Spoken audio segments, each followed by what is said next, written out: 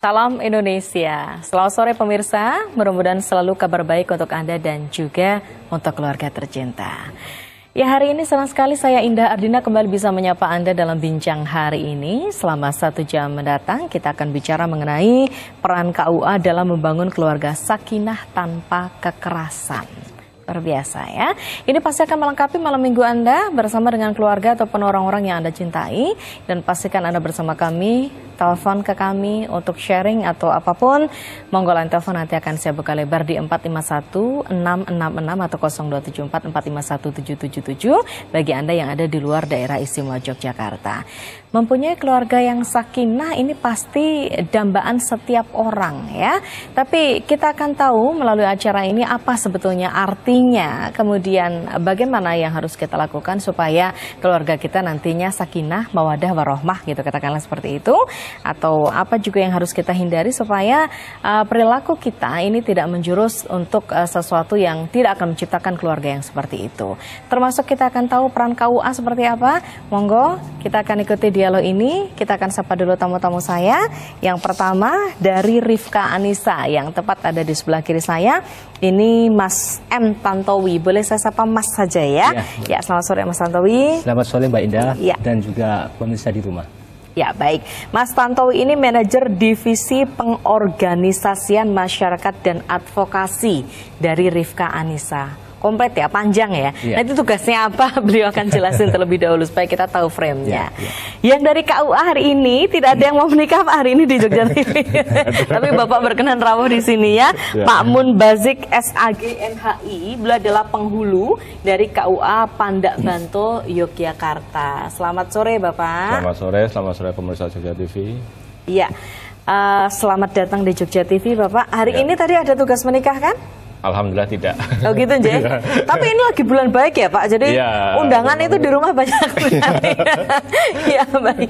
Jadi penghulu lagi kesana kemari. Iya. Anje. Baik. Bapak nanti akan sampaikan dulu seperti apa sebetulnya peran KUA kalau untuk mewujudkan keluarga sakinah ya Pak, tanpa kekerasan ini. Baik. Saya ke Mas Tantowi terlebih dahulu, manajer divisi pengorganisasian masyarakat dan advokasi. Konkretnya tugasnya apa Mas? Ya. Jadi divisi kami itu sebenarnya support terhadap divisi pendampingan korban ya. Jadi selama ini teman-teman korban apa? Kekerasan ya, perempuan korban kekerasan berbasis gender. Jadi teman-teman divisi ini menjadi ujung tombak dari Rifka Anissa gitu. Karena mereka yang teman-teman di divisi ini yang menangani kasus-kasus kekerasan terhadap perempuan. Salah satunya adalah kasus kekerasan terhadap istri yang sampai hari ini masih cukup banyak kasusnya gitu. Kemudian divisi kami itu melakukan kerja-kerja advokasi kebijakan ya, advokasi kebijakan. Jadi kita mengamati apakah ada kebijakan-kebijakan yang diskriminatif terhadap perempuan gitu, termasuk juga apakah kebijakan-kebijakan itu melindungi bagi perempuan dan anak yang menjadi korban kekerasan maupun yang belum menjadi korban gitu. Oke. Gitu. Sedang ada yang diadvokasi kalau kaitannya dengan kebijakan? Ya. Kalau yang kita advokasi adalah salah satunya adalah terkait dengan kita masih melakukan monitoring terhadap rancangan perda perlindungan perempuan dan anak yang ada di Kabupaten Gunung Kidul. Kemudian juga kita juga memonitoring beberapa perda yang sudah ada di DIY. Salah satunya adalah perda tentang pelacuran itu apakah itu merugikan bagi perempuan atau tidak gitu.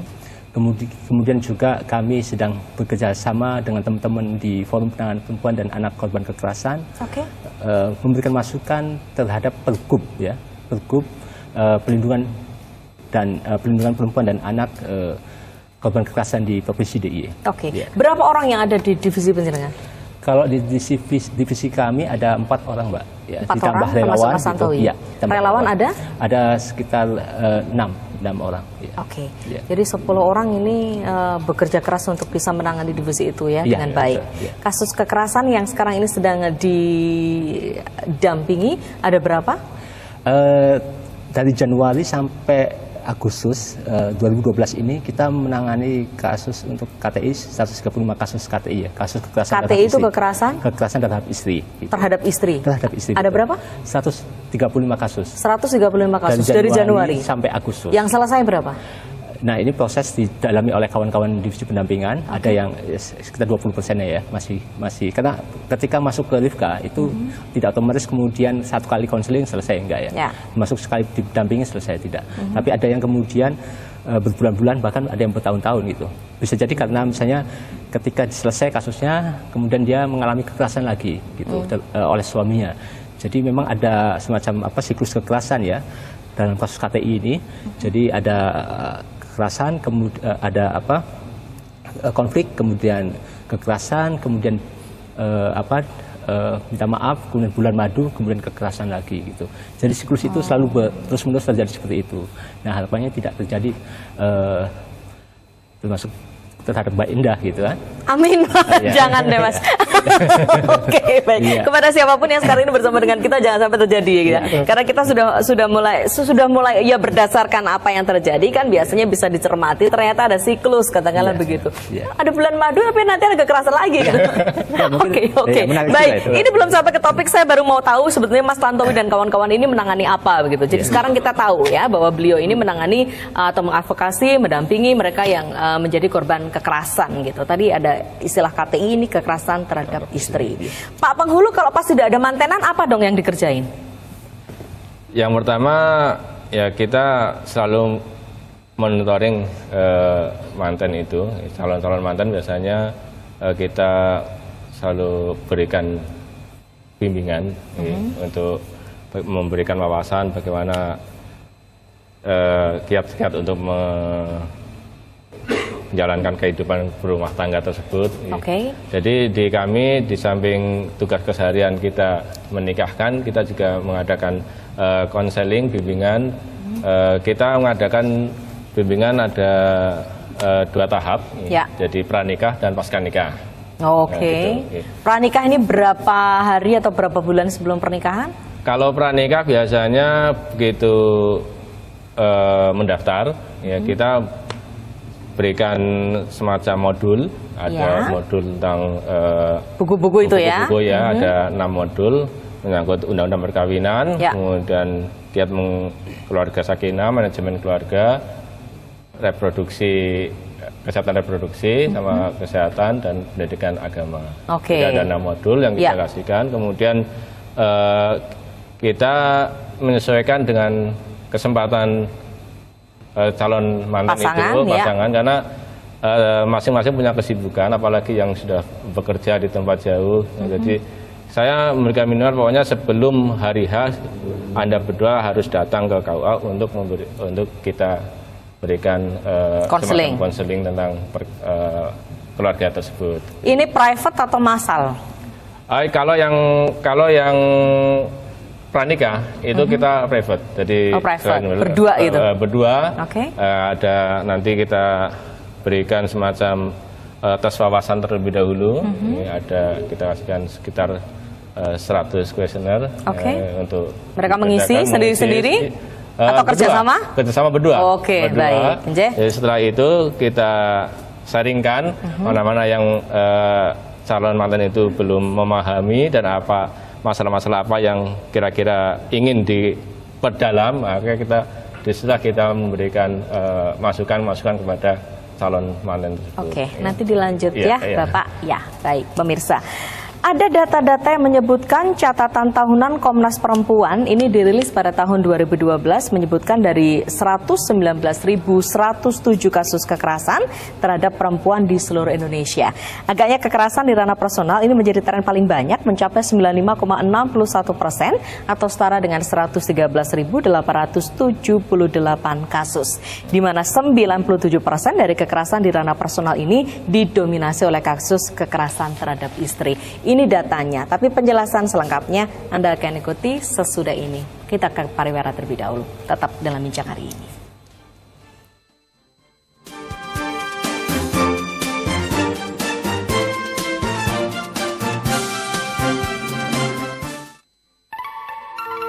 Selamat datang di dunia warna MQ.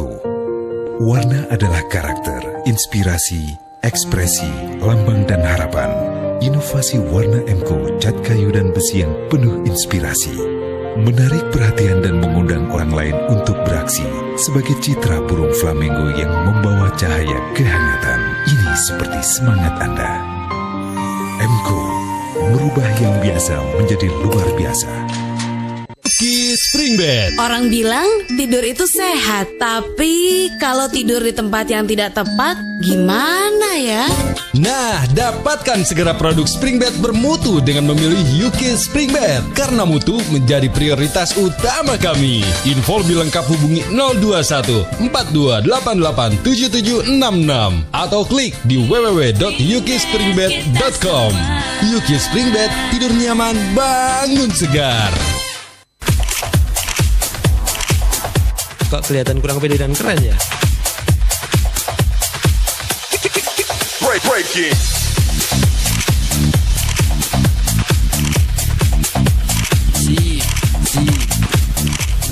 Siapa bilang gaya hidup itu mahal? Setelah adanya optik modern dibuka di Jogja, kata-kata mahal itu tidak ada lagi.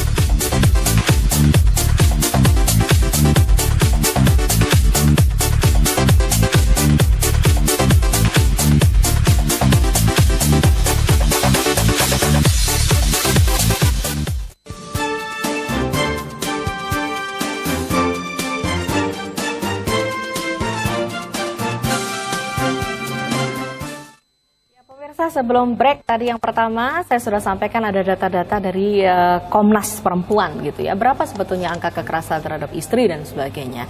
Tapi toh kita tidak hanya bisa berkutat terhadap angka, meskipun parameternya memang kalau menurut jumlah ya kita angka gitu.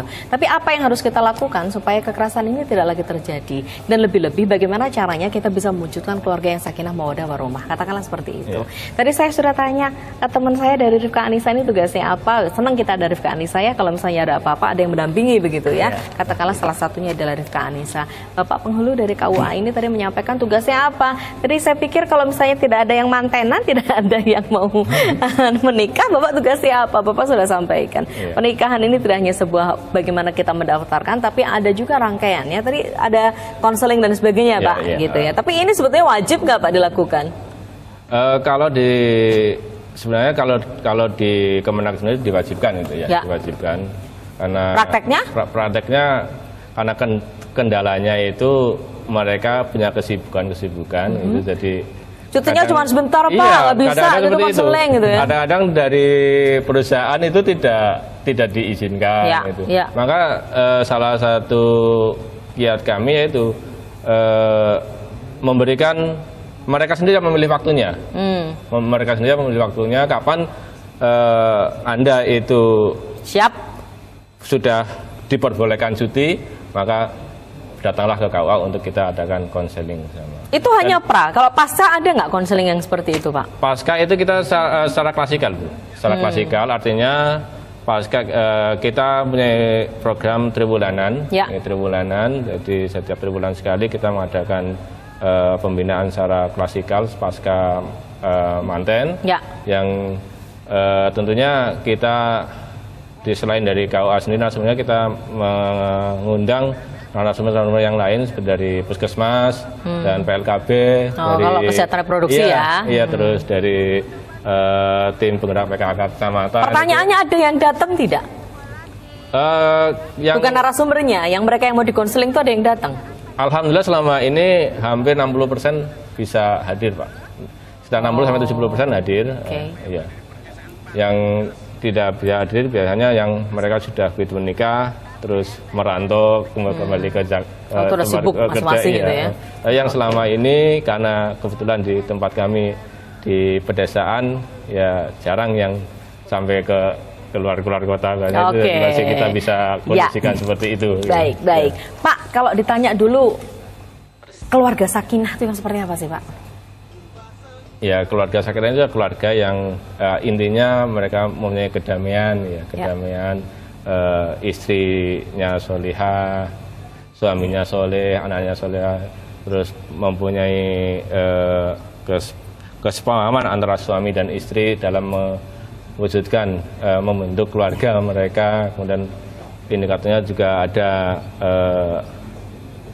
kecukupan keekonomian yang tercukupi dalam menghidupi keluarganya. Kemudian ada manajemen keluarga yang bagus untuk pengaturan kehidupan ekonomi tersebut.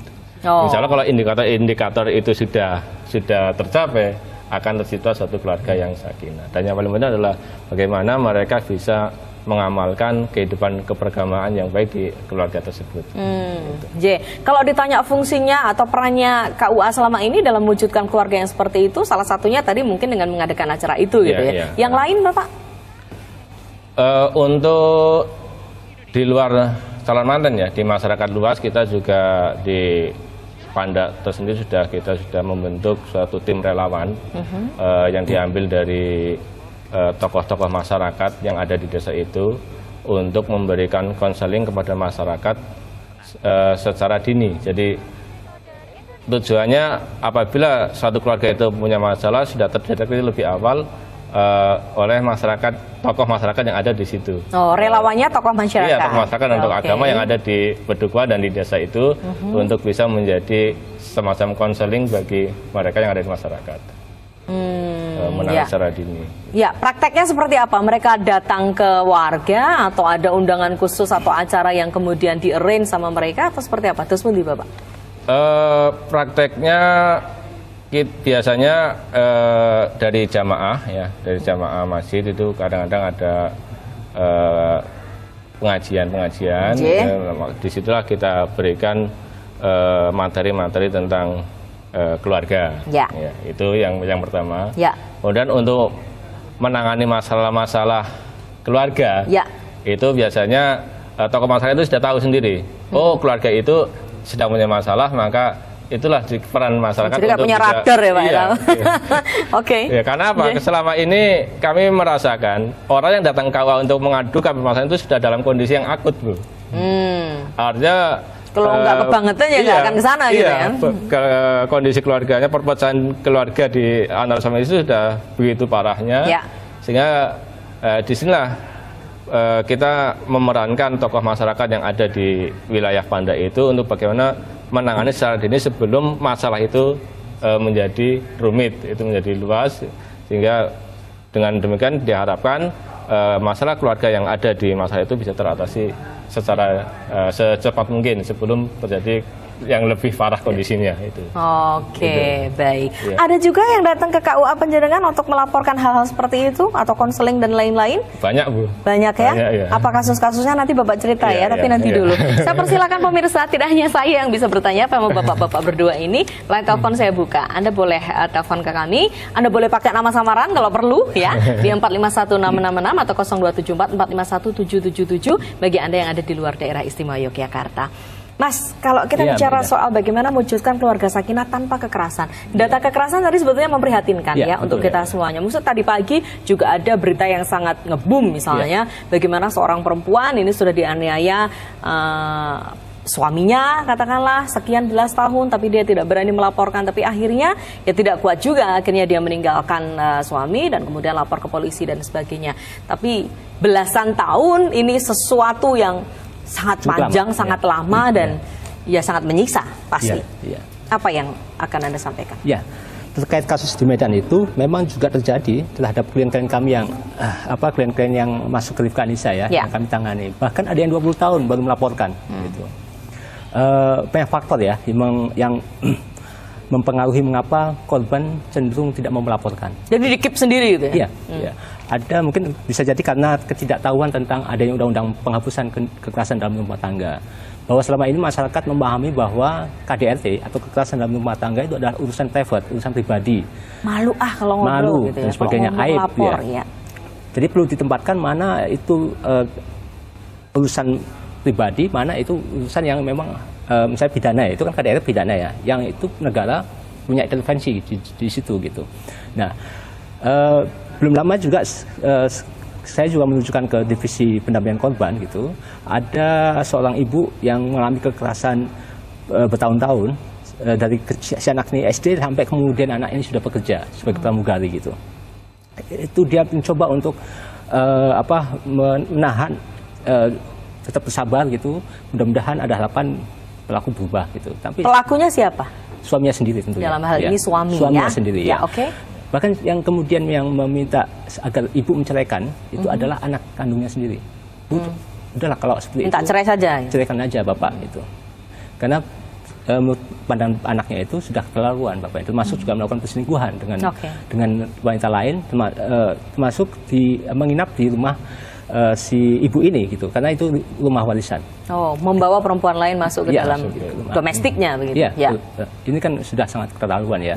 Nah, terkait dengan keluarga sakinah, saya ingin mengutip sebuah ayat Al-Qur'an tentang keluarga sakinah tadi, bahwa dalam surat Al-Rum ayat 21, wa min a'udzubillahi minasyaitonir rajim wa min ayatihi an khalaqalakum min anfusikum azwajan litaskunu ilaiha. Al-ayat. Artinya dari sebagian tanda-tanda kekuasaan Allah Ta'ala adalah menciptakan bagimu istri-istri dari jenismu sendiri gitu. Litaskunu ilaiha, agar kamu rasa tenang terhadapnya. Nah, litaskunu itu kata kerja gitu. Artinya untuk kata kerja, litaskunu kata kerja ya. Jadi supaya kamu tentram, itu bentuknya verb atau kata kerja. Artinya untuk menciptakan keluarga sakinah itu harus diupayakan, diusahakan gitu. Jangan diam saja kemudian. Jadi tidak serta-merta tahu-tahu sakinah itu. Sakinah harus diupayakan. Baik oleh individu yang mau menikah. Tadi saya sepakat dengan apa yang dikatakan oleh Pak dari KUA Panda. Termasuk ada intervensi dari KUA melakukan bimbingan pranikah gitu. Nah, di samping itu seharusnya juga ada peran masyarakat dan juga peran negara, tidak hanya dari teman-teman Kemenag dalam hal ini KUA, tapi juga dari dinas-dinas yang lain. Katakanlah kalau di provinsi dari dinas-dinas misalnya pendidikan dan sebagainya gitu. Termasuk juga yang memprihatinkan sekarang adalah meningkatnya kasus pernikahan dini, Mbak. Jadi banyak sekali kasus-kasus dispensasi nikah yang ada di Pengadilan Agama di DIY sekarang ini gitu. Ini dan kemudian ketika nikah kami ada kemungkinan ini akan mengalami masalah di kemudian hari, karena dari sisi usia belum siap gitu, baik secara psikologis maupun biologis, maupun secara ekonomi. Ya. Banyak faktor yang bisa menyebabkan itu. Nanti akan kita bahas lebih lanjut. Ya, pemirsa tetap bersama kami kembali sesaat lagi.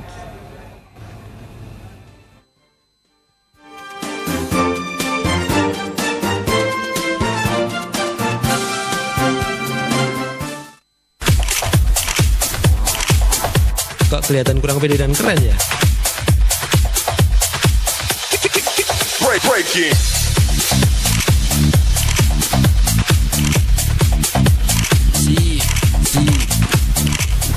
Siapa bilang gaya hidup itu mahal?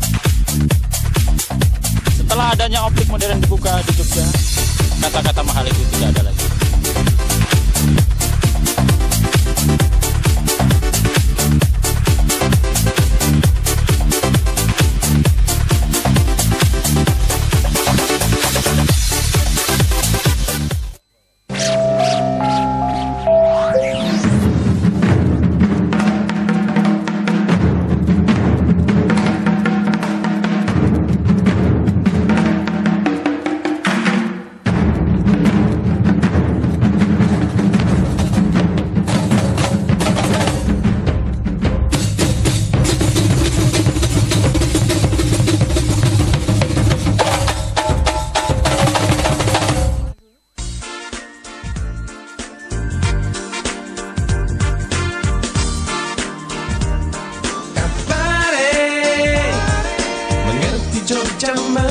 Semua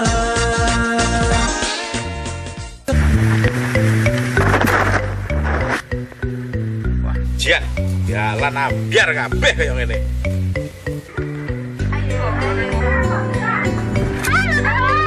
Ini bangunnya kok maju balik ki waduh, Jen.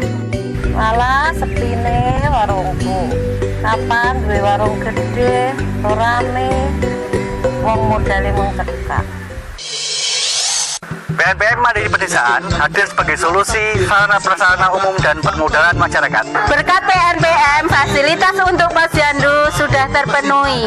Timbangannya sudah tidak jebol lagi. Terima kasih BNPM. BNPM Mandiri Pedesaan pancen oke. Saiki mau nggak usah nunut-nunut menah loh. BNPM Mandiri Pedesaan pancen jos wis ora kesandung meneh. Asik toh? Berkat PNPN Mandiri Pedesaan, warungku dadi rame tur pepak. Matur nuwun PNPN. PNPN hadir untuk masyarakat. Dengan akses yang mudah dan gampang, kami membangun yang belum ada dan merekonstruksi yang rusak. Kami bangga membangun desa. Bersama PNPM pasti bisa. Ubah sengsara jadi sejahtera. Jeng jeng.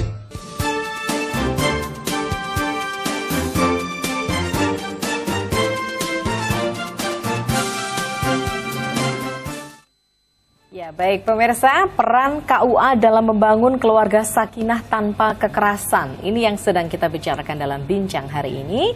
Saya Indah Ardina masih bersama dengan Mas M. Tantowi, ini manajer divisi pengorganisasian masyarakat dan advokasi dari Rifka Anissa, dan kemudian ada Bapak Munbazik SAG MHI, beliau dari KUA Pandak Banto Yogyakarta, beliau penghulu ya. Baik, line telepon saya buka 451666 atau 0274451777 bagi Anda yang ada di luar daerah istimewa Yogyakarta. Dua sesi sudah kita lewati, tadi berbagai hal sudah disampaikan sama beliau berdua, tapi toh kita masih akan melengkapi juga informasi kali ini. Anda jadi silakan terus bersama dengan kami, masih ada dua sesi berikutnya.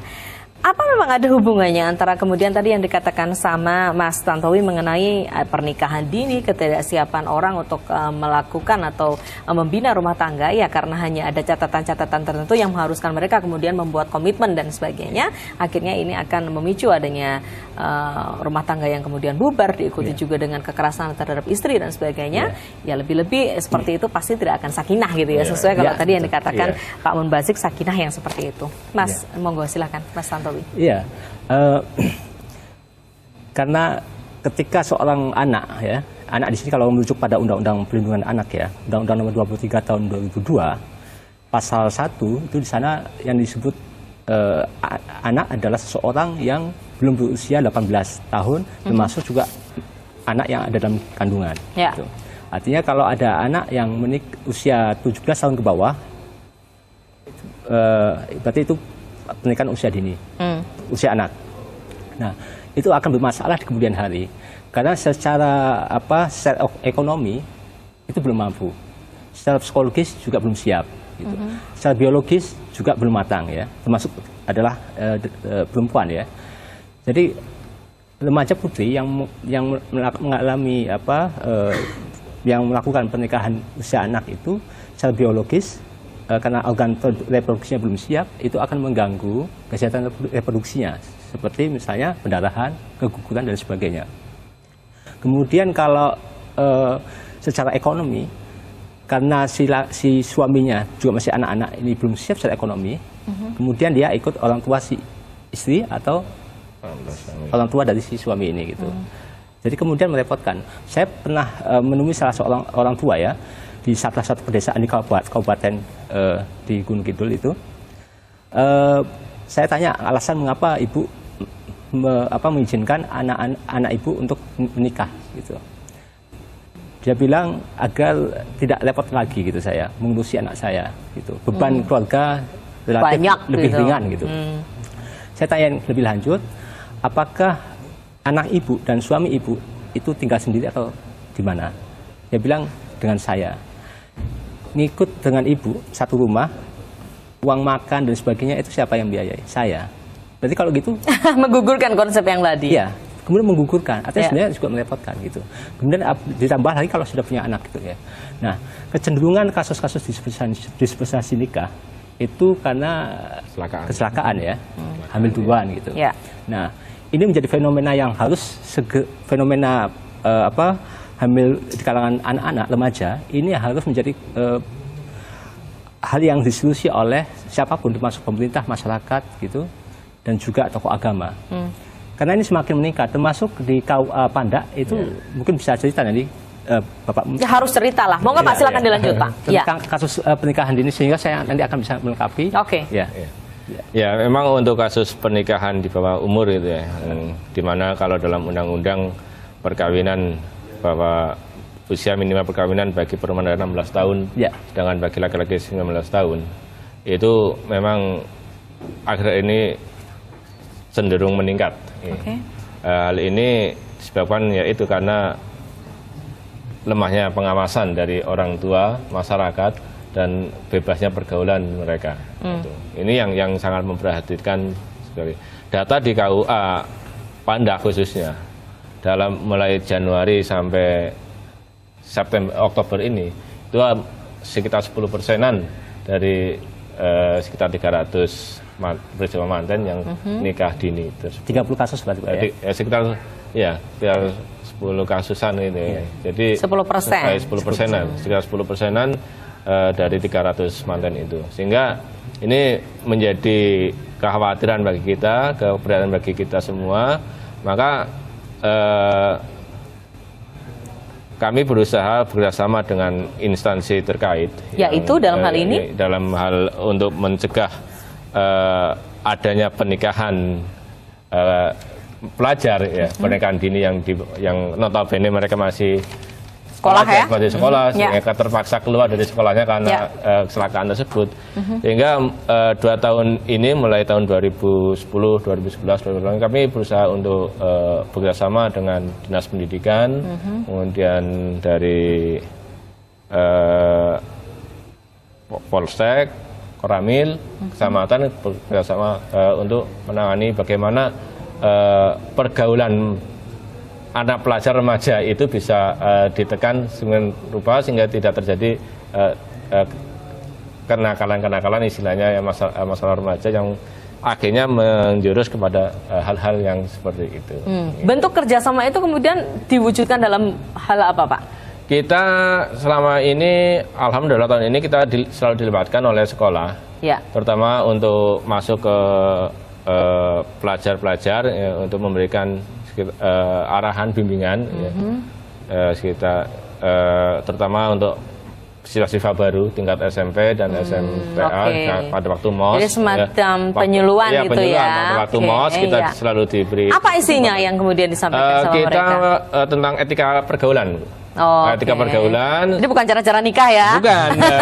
Kita sesuaikan dengan kebutuhan mereka, sehingga kita bisa memberikan bagaimana etika pergaulan yang baik, yang bisa menjaga supaya tidak ada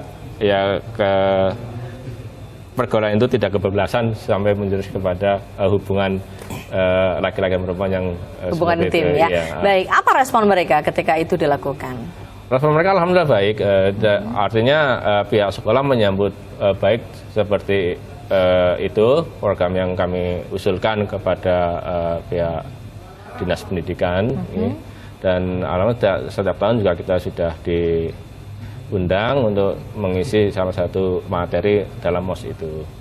Kemudian dalam program ke depan kita kemarin rapat dengan kecamatan itu juga kita diminta untuk sekali waktu dalam upacara bendera, biasanya itu jadi inspektur upacara, yang nanti dalam materinya tentang diisi soal ini. Baik. Kalau tidak begini kita tidak pernah tahu bahwa peran KUA masuk sampai ke sana gitu ya. Ternyata luar biasa ya. Tapi ini dilakukan oleh seluruh KUA di mana saja atau ini hanya merupakan program dari KUA Panda saja, Bapak? Kemungkinan belum semua KUA, Bu. Belum semua, karena ini inisiatif siapa? Jadi artinya Anda bekerja sama dengan macam-macam pihak ini? Ini inisiatif Kepala KUA, kemudian dari Muspika juga, peran Muspika juga ini kebetulan dulu Pak Camatnya itu sangat responsif dengan masalah sangat care ya dengan hal seperti ini ya. Sehingga ide dari KUA disambut baik oleh Pak Camat, kemudian diserahkan dengan pihak Muspika, Dinas Pendidikan dan instansi terkait yang ada di kecamatan. Apresiasi yang luar biasa Bu Camat, Pak Camat dan seluruh Muspika yang ada di sana ya, sama teman-teman di KUA. Mudah-mudahan dari ini nonton, kalau mau testimoni boleh. Saya ke Mas Tantowi terlebih dahulu. Apa sebetulnya harus dilakukan supaya kekerasan terhadap istri atau kekerasan dalam rumah tangga katakanlah, bisa saja kemudian oknumnya adalah perempuan gitu ya. Ini bisa ditekan. Yang pertama adalah melakukan penyadaran ya ke masyarakat ya, termasuk adalah sosialisasi tentang undang-undang penghapusan kekerasan dalam rumah tangga ini. Poin intinya apa sebetulnya undang-undang itu, Mas? Ya, tentang setiap orang itu dilarang melakukan kekerasan terhadap orang-orang yang ada dalam satu rumah tangga. Ancamannya adalah? Ancamannya bisa 5 tahun, bisa 10 tahun, bisa 15 tahun. Oke, jadi intinya itu ya? Ya. Oke, baik. Kemudian lalu? Saya kemudian mengapresiasi apa yang dilakukan oleh teman-teman Panda. Melakukan terobosan-terobosan terhadap upaya-upaya membangun keluarga sakinah. Salah satunya adalah melakukan pencegahan terhadap kasus-kasus pernikahan di usia anak gitu. Ya, karena ini jarang sekali ada pihak-pihak yang melakukan terobosan-terobosan gitu, seperti itu. Kemudian yang lain adalah terkait dengan masih kaitan dengan menekan kekerasan. Kekerasan adalah mencegah agar jangan sampai kasus pernikahan usia anak itu terus meningkat gitu. Salah satunya adalah memberikan pendidikan kesehatan reproduksi bagi anak-anak sekolah gitu. Karena ada beberapa anak-anak sekolah yang melakukan hubungan itu, ketika ditanyain mereka tidak tahu bahwa ketika melakukan hubungan itu kan hamil gitu. Gitu. Kemudian ini lagi marak juga adalah saya menghimbau kepada pengusaha warnet ini, warung internet, agar bilik-bilik warnetnya itu jangan terlalu tinggi gitu. Cukuplah sekian ya, artinya 1 meter gitu ya. Sehingga itu tidak menjadi tempat selubung untuk melakukan hubungan seksual di kalangan remaja gitu. Dan juga perlu pengawasan dari pihak-pihak lain terkait dengan standarisasi bilik warnet, termasuk adalah di Subkominfo dan lain-lain. Yang tadi menarik juga Anda bicara mengenai siklus sebetulnya, nanti kita akan bahas itu. Jadi kalau misalnya sudah terlanjur terjadi kekerasan dalam rumah tangga, apa yang kemudian harus dilakukan? Apakah kemudian ada advokasi dan lain-lain, tapi sesudah bulan madu akhirnya nanti akan terjadi kekerasan lagi, atau bagaimana supaya siklus itu tidak terulang gitu, tanpa adanya perceraian gitu ya. Kita akan bahas lagi, masih ada satu sesi. Pemirsa tetap bersama kami kembali sesaat lagi.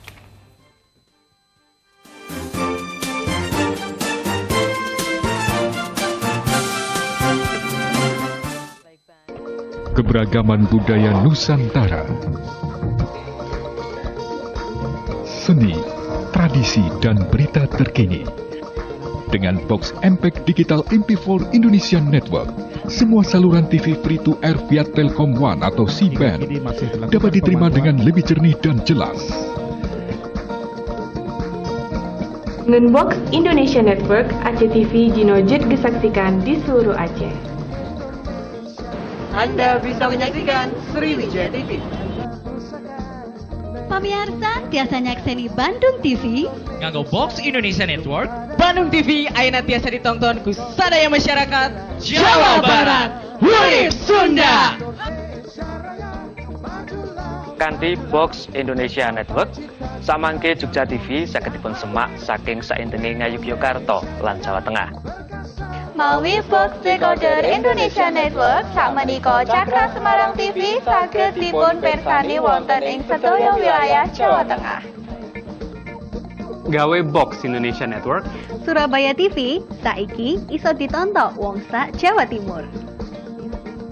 Dan Anda juga bisa menonton Bali TV dan channel free to air lainnya.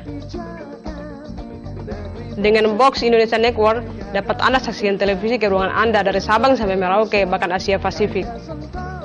Dengan box Indonesia Network, dapat Anda saksikan televisi ke ruangan Anda dari Sabang sampai Merauke dan belahan Asia Pasifik. Ganti segera box decoder Anda dengan box MPEG Digital MP4 Indonesia Network. Dapat dibeli di semua toko parabola di kota Anda.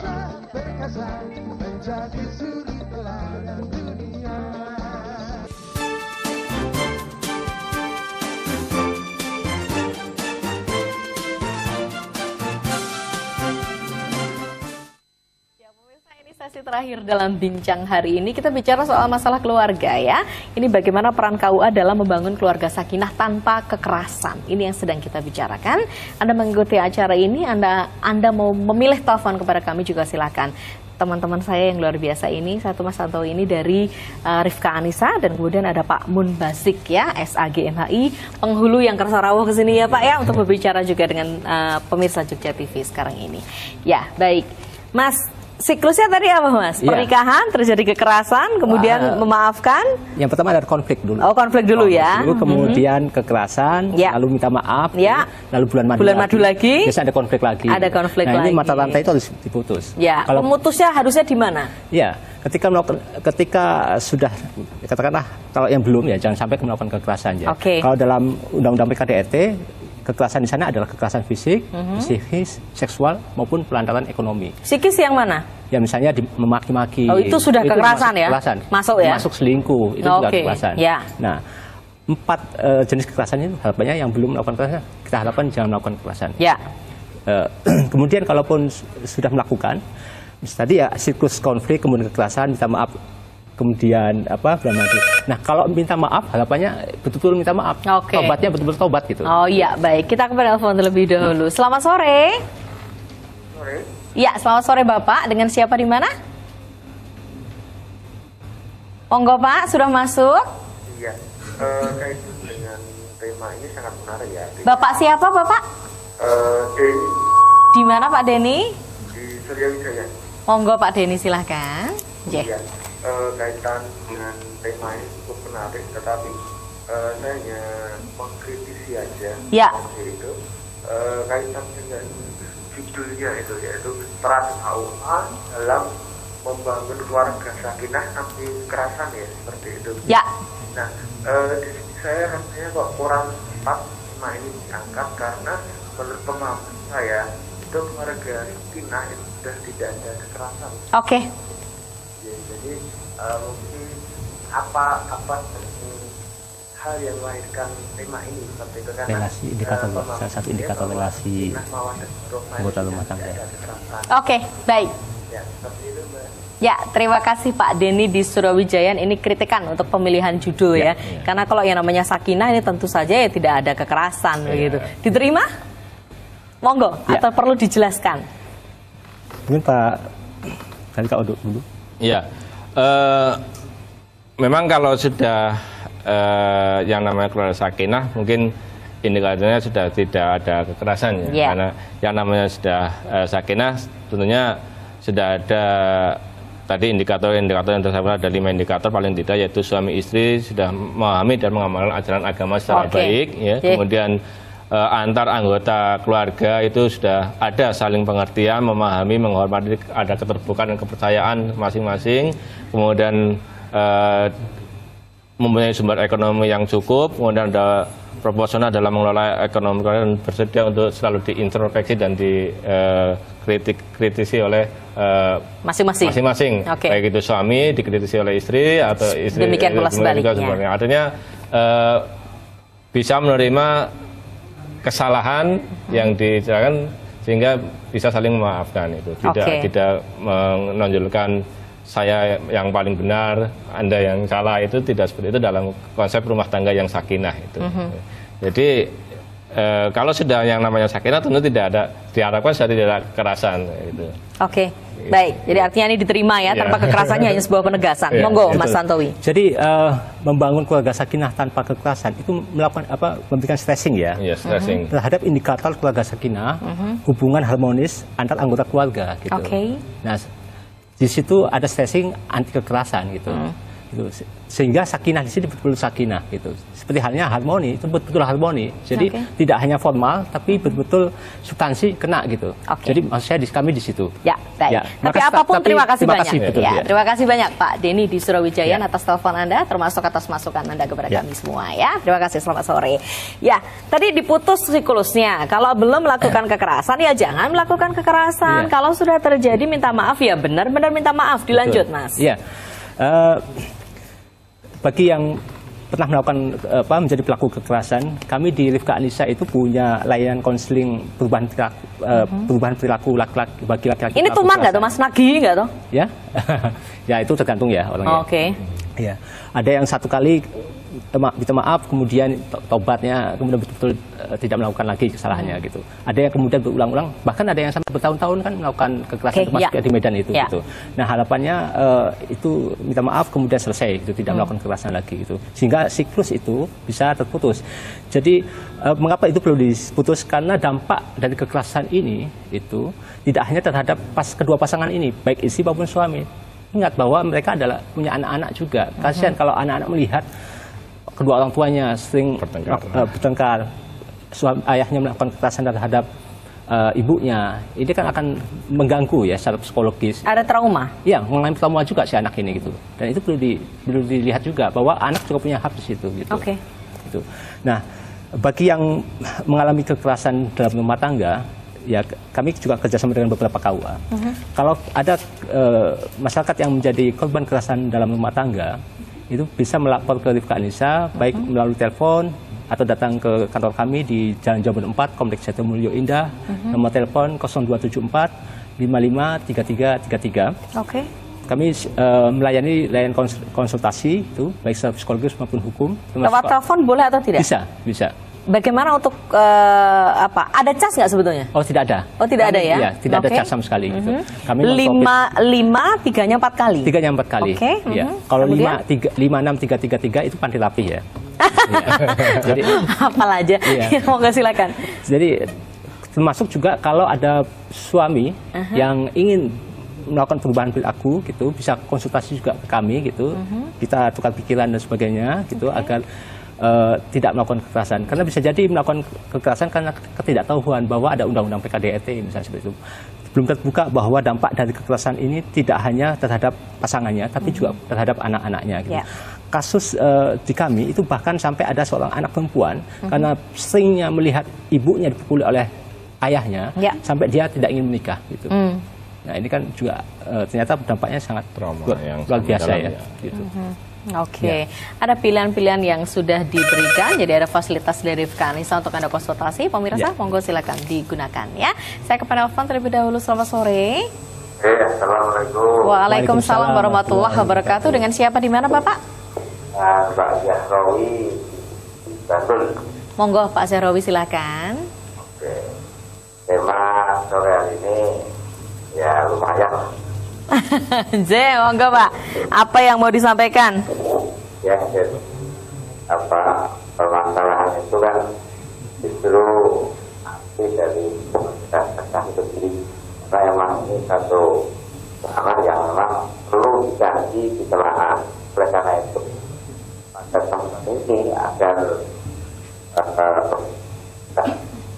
mohon pada kedua narasumber untuk lebih berkenan mengulang menjelaskan bagaimana sebenarnya keluarga sakinah itu secara spesifik, implementatif dan terukur menurut syariat. Ya. Assalamualaikum. Waalaikumsalam warahmatullahi wabarakatuh. Terima kasih banyak Pak Zahrawi ya di Bantul. Giliran Bapak ini. Jangan bosan untuk mengulangi lagi Pak, sebetulnya yang betul itu yang seperti apa? Iya. Artinya apa? Jadi sesuai dengan surat Ar-Rum ayat 21 yang tadi sudah dibacakan oleh Mas Tantomi, bahwa wa min ayatihi ana khalaqalakum min anfusikum azwajan litaskunu ilaiha wa ja'ala bainakum mawaddata wa rahmah, itu ya. Jadi tidak mungkin, yang pertama untuk membentuk keluarga sakinah itu tidak mungkin akan terbentuk keluarga yang sakinah itu tanpa adanya, yang pertama adalah dilandasi dengan rasa mawaddah wa rahmah dulu. Cinta dan kasih sayang. Ya. Ini dasarnya itu dulu. Iya, tanpa adanya cinta dan kasih sayang, itu sulit sekali akan tercipta satu keluarga yang mempunyai keharmonisan, ketenangan. Karena cinta itu tidak bisa dibentuk secara tiba-tiba gitu loh, melalui proses itu loh ya. Dan zaman sekarang sudah tidak ada istilah kawin paksa itu ya. Karena akibatnya juga kalau perkawinan itu dipaksakan, ya pasti akan terjadi masalah-masalah yang timbul di kemudian hari setelah perkawinan tersebut. Jadi itu secara syariah, yang pertama itu tadi indikator sudah saya sebutkan. Yang pertama, suami itu harus bisa memahami pengamalan agama dalam keluarga itu bagaimana? Itu loh, pengamalan agama dalam agama, termasuk dalam beribadahnya, dalam cara mempergauli istrinya gimana itu toh. Nah, itu juga harus bisa mempunyai pemahaman terhadap seperti itu. Ya. Bagaimana cara bersikap suami bersikap kepada istri, bagaimana istri harus punya rasa hormat kepada suami. Itu kan harus diberikan pemahaman kepada masing-masing kedua belah pihak ya. Itu. Baik. Jadi seperti itu yang konsep yang jelas. Termasuk tadi yang lain masalah ekonomi dan sebagainya begitu ya. Ya, saya menambahkan Pak Jahrawi di Bantul terkait dengan surat Al-Rum tadi bahwa waja'alna bainakum mawaddatan warahmah ya. Jadi Allah Taala juga menjadikan cinta dan kasih sayang itu. Cinta dan kasih sayang itu kan pasang surut ya. Bisa jadi sekarang 100%, besok itu 70%, besok lagi lusanya lagi 10%. Itu bisa jadi seperti itu. Bahkan bisa hilang. Kalaupun mawaddah warahmah itu kemudian hilang karena ada masalah hubungan suami istri ya. Ingat bahwa ada satu, amanah. Jadi ketika melakukan hubungan akad nikah itu kan ada janji-janji sumpah ya atas nama Allah Taala gitu, atas nama Tuhan Yang Maha Kuasa bahwa saya berikrar dan seterusnya itu. Nah, terkait dengan keluarga sakinah, kita perlu mencontoh, kalau dalam Islam adalah mencontoh Nabi Muhammad SAW. Beliau kan uswatun hasanah, gitu. Contoh yang baik gitu. Dia profil sebagai seorang suami, profil sebagai seorang pemimpin.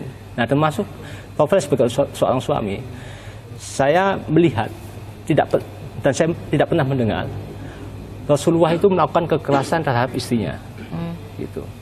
Dalam beberapa literatur kitab-kitab kuning itu tidak pernah ditemukan bahwa Rasulullah itu pernah melakukan kekerasan secara fisik gitu, baik maupun secara psikologis gitu ya. Bahkan beliau sangat bertanggung jawab itu terhadap istri dan keluarganya gitu. Jadi kalau betul-betul mau mencontoh Rasulullah, saya yakin ini sebenarnya tidak menjadi persoalan ya dalam hubungan suami istri ya. Tapi memang sangat ideal sekali ya. Tapi kita perlu kemudian perlu ada intervensi dari KUA dan sebagainya agar kemudian mengarah ke sana gitu. Gitu. Ya, baik. Dari peran masing-masing tadi sudah Anda sebutkan bahwa Rifka Anissa punya pendampingan dan sebagainya, punya fasilitas konseling dan lain-lain, termasuk KUA diantaranya tadi sudah mencoba untuk langsung turun ke masyarakat bagaimana berbincang juga dengan anak-anak sekolah dan lain-lain. Pak, kalau jadi penghulu misalnya menikahkan mereka yang benar-benar siap dan mereka yang harus menikah, ini ada perasaan beda nggak Pak sebetulnya? Secara psikologis ada, ada. Apa yang dirasakan, Pak? Ya pasti ada beban moral yang kita rasakan. Gitu. Terlebih kalau kita melihat pasangan ini kok belum siap betul karena keterpaksaan. Apa yang dilakukan Bapak ketika itu? Ya paling kita cuma itu ya, kita berusaha semaksimal mungkin memberikan pemahaman seluas-luasnya kepada calon pasangan itu bahwa ini sudah terjadi dan memang sudah harus dijalani. Maka mau nggak mau Anda juga harus siap menghadapi segala sesuatu nanti dalam keluarga. Itu. Jadi kita berikan wawasan bahwa menikah itu bukan seperti yang dibayangkan akan merasa enak, tapi pasti suatu akan mengalami suatu permasalahan yang pasti akan dijumpai oleh setiap keluarga. Maka dari itulah kita berikan bagaimana cara mengatasi permasalahan itu, termasuk mungkin di sini karena terutama dalam pernikahan dini ya ini kita juga memberikan pengertian kepada kedua orang tuanya itu, bagaimana kedua orang tua juga secara moral juga masih mempunyai tanggung jawab terhadap anak yang belum siap, baik secara psikologis, secara ekonomi, harus bisa bagaimana memberikan pemahaman terhadap. Jadi pasti yang diberikan wejangannya lebih panjang daripada yang sudah siap. Sedikit sekali Mas, apa pesan Anda? Ya, saya ingin mengutip salah satu pasal di Undang-Undang Perlindungan Anak ya, pasal 26 ayat 1 huruf C, bahwa tanggung jawab dan kewajiban orang tua di huruf C itu adalah mencegah terjadinya perkawinan usia anak-anak. Jadi itu lakukan. lakukanlah. Ya, lakukanlah. Terima kasih. Ya, terima kasih Mbak Indah. Sukses selalu untuk Rifka Anissa dan juga untuk KUA Depok, juga untuk penjaringan berdua. Ya, baik. Kalau Panda Nyun Sewu, ya. Mau jadi Depok. Oke, terima kasih banyak. Selamat sore. Ya, pemirsa, mudah-mudahan ini sangat bermanfaat dan juga bermakna bagi Anda. Saya Indah Adina bersama kru Mandiri. Selamat sore, sampai jumpa. Salam Indonesia.